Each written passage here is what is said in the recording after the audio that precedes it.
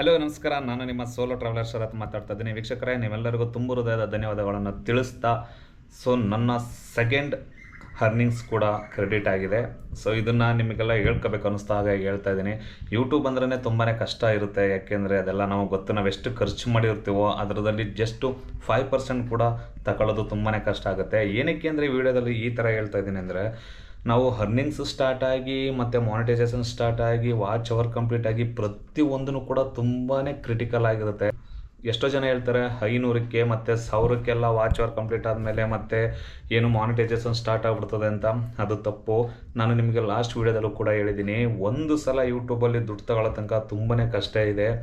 ನನ್ನ ತುಂಬ ಜನ ಕೇಳಿದ್ದಾರೆ, ಯಾವ ಥರ ಯೂಟ್ಯೂಬಲ್ಲಿ ದುಡ್ಡು ಬರುತ್ತೆ, ಏನು ಮಾಡಬೇಕು, ಅದನ್ನ ಯಾವ ಥರ ಸೆಟ್ರೇಟ್ ಮಾಡಿ ನಾವು ಚಾನಲ್ನ ಗ್ರೋ ಆಗೋ ಥರ ಮಾಡ್ಕೋಬೇಕು ಅಂತ. ಕಾರಣ ಇಷ್ಟೇ.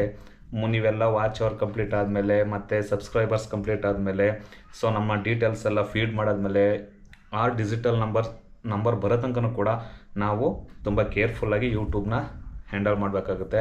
ಆಮೇಲೆ ನಾವು ಏನು ಕಂಟೆಂಟ್ ಕೊಡ್ತೀವೋ ಅದ್ರ ಮೇಲೆ ಡಿಪೆಂಡ್ ಆಗುತ್ತೆ ವ್ಯೂಸ್ದು. 1K ವ್ಯೂಸ್ಗೆ 12 ರೂಪಾಯಿ ಕೂಡ ಕೊಟ್ಟಿದ್ದಾರೆ, 60 ರೂಪಾಯಿ ಕೂಡ ಕೊಟ್ಟಿದ್ದಾರೆ, 30 ರೂಪಾಯಿ ಕೂಡ ಕೊಟ್ಟಿದ್ದಾರೆ, ಜಸ್ಟ್ 25 ರೂಪಾಯಿ ಕೂಡ ನನಗೆ ಕೊಟ್ಟಿದ್ದಾರೆ.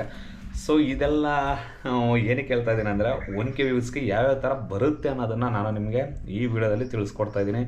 ಅಷ್ಟು ಸುಲಭ ಅಲ್ಲ ಯೂಟ್ಯೂಬಲ್ಲಿ ದುಡ್ಡು ಮಾಡೋದು. ತುಂಬ ಜನ ಅದಕ್ಕೆ ಅಂತಲೇ ಇನ್ವೆಸ್ಟ್ ಮಾಡಿದ್ದಾರೆ. ಆಗಲಿ, ಒಳ್ಳೆಯದಾಗಲಿ. ಇನ್ನು ಕೆಲವರು ಇನ್ವೆಸ್ಟ್ ಮಾಡದೆ ದುಡ್ಡು ಮಾಡ್ತಾಯಿದ್ದಾರೆ. ಅದು ಅಂತೂ ತುಂಬ ಅದೃಷ್ಟ ಅಂತಲೇ ಹೇಳೋಕ್ಕೆ ಇಷ್ಟಪಡ್ತೀನಿ ನಾನು ಯೂಟ್ಯೂಬಲ್ಲಿ. ನಾವೆಲ್ಲ ಇನ್ವೆಸ್ಟ್ ಮಾಡಿದ್ದೀವಿ, ಅದರಲ್ಲಿ ಇನ್ನೂ 50% ಕೂಡ ತಗೊಳಕ್ಕಾಗಿಲ್ಲ.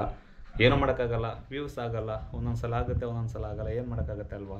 ಎಲ್ಲರಿಗೂ ಅವ್ರದ್ದೇ ಆದಂಥ ಟೈಮ್ ಇರುತ್ತೆ. ಟೈಮ್ ಸಿಕ್ಕಿದಾಗ ನೋಡ್ತಾರೆ. ಅಷ್ಟೇ ಸಾಕು. ಅಟ್ಲೀಸ್ಟ್ ಒಂದು ಕಮೆಂಟ್ ಮಾಡ್ತಾರಲ್ಲ, ನೋಡಿ ಅಷ್ಟೇ ಖುಷಿ ಪಡಬೇಕು.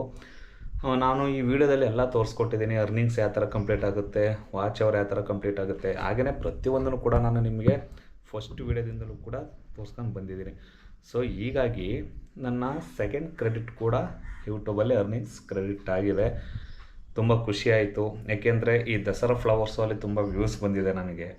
ಅಟ್ಲೀಸ್ಟ್ ಏನಾದರೂ 1Kಗೆ 55-60 ರೂಪೀಸ್ ಥರ ಬಂದುಬಿಡ್ತು ಅಂದರೆ, 1 ಮಿಲಿಯನ್ ವ್ಯೂಸ್ ಆಗಿಬಿಡ್ತು ಅಂದರೆ ಒಂದೇ ದಿನಕ್ಕೆ 40,000-50,000 ರೂಪಾಯಿ ದುಡ್ಡು ಮಾಡ್ತೀರ. ಇದಂತೂ ಪಕ್ಕ. ಆ ಥರ ಬರಬೇಕಲ್ಲ. ಆ ಥರ ಬರಬೇಕು ಅಂದರೆ ದೊಡ್ಡ ದೊಡ್ಡ ಕ್ರಿಯೇಟರ್ಸೇ ಆಗಿರಬೇಕು. ನಾವು ಬಡಸ್ತಾನದಲ್ಲಿ ಇಷ್ಟು ಮಾಡ್ಕೊ ಹೋಗ್ತಾ ಇದ್ದೀವಿ.